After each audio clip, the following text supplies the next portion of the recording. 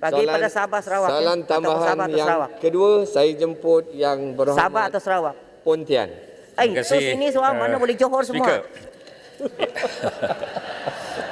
Yang pertama,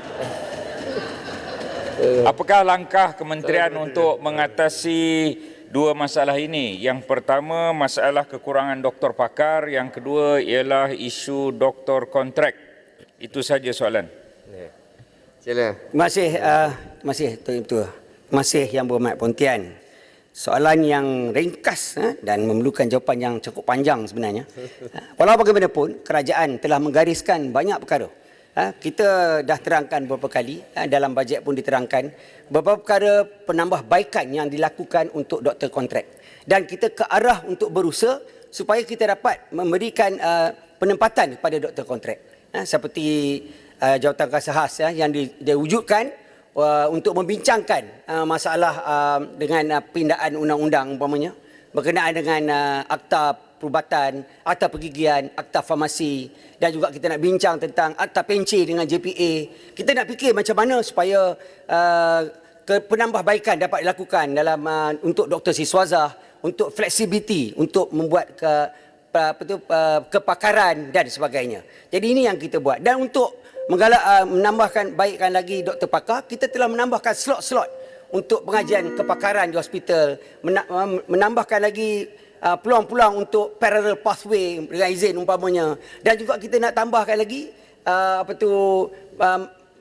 berusaha supaya kita dapat menarik lebih ramai doktor-doktor yang bekerja di luar untuk bekerja dalam negara, dan juga telah memberikan bermacam-macam insentif kepada doktor-doktor pakar supaya mereka tetap setia dan memberi perkhidmatan yang terbaik untuk negara kita. Terima kasih.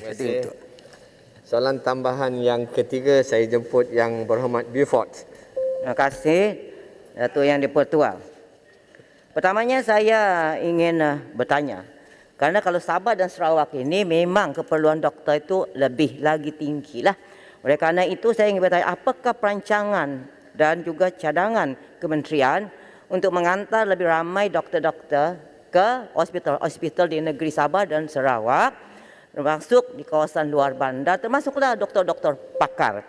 Keduanya, apakah perancangan kementerian untuk menggalakkan para doktor memulakan private practice mereka, termasuk di pekan-pekan di luar bandar, untuk merapatkan lagi nisbah di antara penduduk dan doktor. Terima kasih. Terima kasih Beaufort. Sila Perdana Menteri. Terima kasih Datuk Yang-Di-Pertua. Terima kasih Yang Berhormat Beaufort. Soalan yang penting sebenarnya.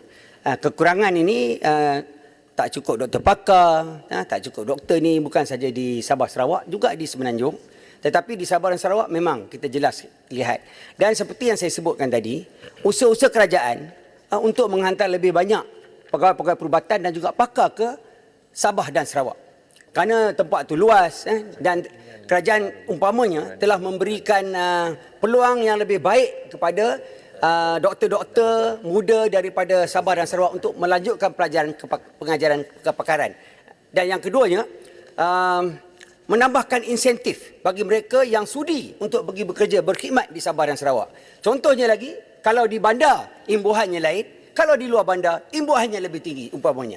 Jadi ini semua untuk menambahkan insentif, memberi semangat, memberi rasa prihatin lagi kepada kawasan-kawasan yang di luar bandar dan sebagainya. Jadi Yang Berhormat Beaufort, kita akan teruskan perjuangan kita untuk menambahkan pakar, doktor-doktor pakar dan doktor-doktor, dan juga untuk menghantar lebih banyak doktor-doktor untuk membantu di Sabah dan Sarawak. Terima kasih.